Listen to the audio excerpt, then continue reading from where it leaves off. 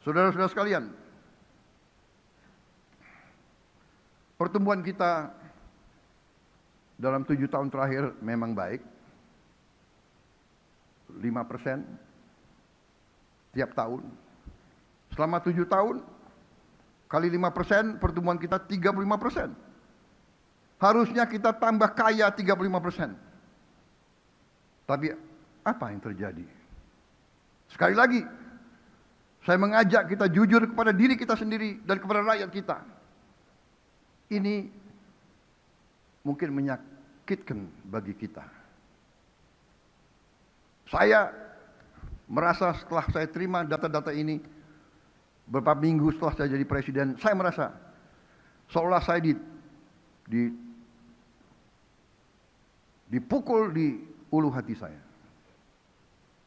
Saudara-saudara sekalian, 7 tahun kali 5%, 35% ekonomi kita tumbuh. Tapi rakyat kita yang miskin tambah. Dari 46,1% naik jadi 4,9%. 8% naiknya. 3% naiknya lebih. Yang kelas menengah turun. Saudara-saudara, saya bertanya di hadapan majelis yang terhormat ini. Saya bertanya kepada semua partai politik, semua ormas. Saya bertanya kepada semua pakar-pakar dan semua guru besar. Bagaimana bisa pertumbuhan 35% tapi kelas menengah menurun? Kemiskinan meningkat. Saudara-saudara, jawaban harus ilmiah. Jawaban harus matematis. Dan menurut saya, jawabannya adalah bahwa kemungkinan besar, bukan kemungkinan, saya yakin, sistem perekonomian yang kita jalankan berada pada trajektori yang tidak tepat.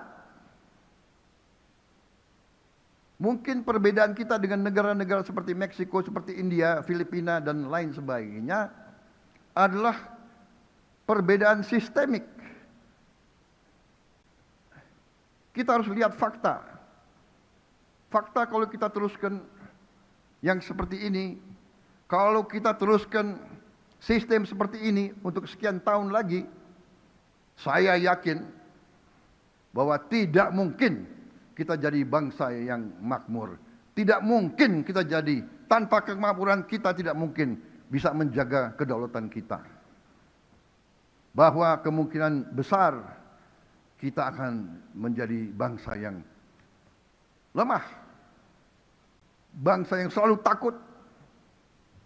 Takut kurs dolar, takut BBM gak cukup, takut ini, takut itu. Bangsa yang takut, bangsa yang elitnya takut. Padahal kita diberi karunia yang luar biasa oleh Maha Kuasa. Fakta juga telah menunjukkan bahwa telah terjadi mengalir keluarnya kekayaan kita sejak lama, bahkan sejak Orde Baru. Kalau kita melihat masa tahun 50-an, masa pemerintahan Bung Karno, sekali lagi saya bukan membela Bung Karno ya. Walaupun Bung Karno memang milik bangsa, ini harus saya sampaikan juga. Bung Karno milik bangsa. Tapi kita tidak bisa menilai tahun 50 sampai tahun 60-an Indonesia disibukkan oleh intervensi asing. Pemberontakan demi pemberontakan demi pemberontakan. Tidak mungkin kita bangun ekonomi kita. Di awal Orde Baru pun kita dikacaukan oleh banyak masalah. Tapi alhamdulillah kita telah bangun ekonomi kita.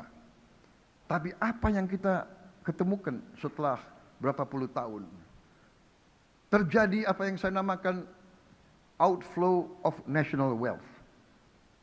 Saudara-saudara sekalian, bahwa negara kita tidak pernah rugi. 1 tahun pun kita tidak pernah rugi. Ekspor kita selalu lebih daripada impor kita. Kalau ilmu dagang berarti yang kita jual adalah lebih banyak dari yang kita beli. Harusnya negara ini tidak pernah akan mengalami krisis ekonomi. Tapi apa yang terjadi? Yang terjadi adalah keuntungan kita yang selama 22 tahun adalah 436 miliar dolar, yang keluar adalah 343 miliar dolar. Ini angka-angka dari PBB.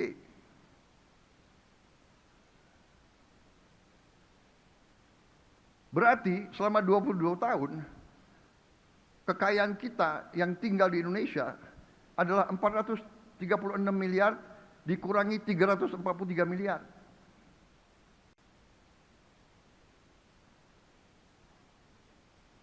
Saudara-saudara sekalian, ini yang sebabnya gaji-gaji guru kecil, gaji-gaji aparat penegak hukum kecil, gaji-gaji ASN kecil. Ini yang selalu anggaran tidak cukup, anggaran tidak kuat, dan sebagainya.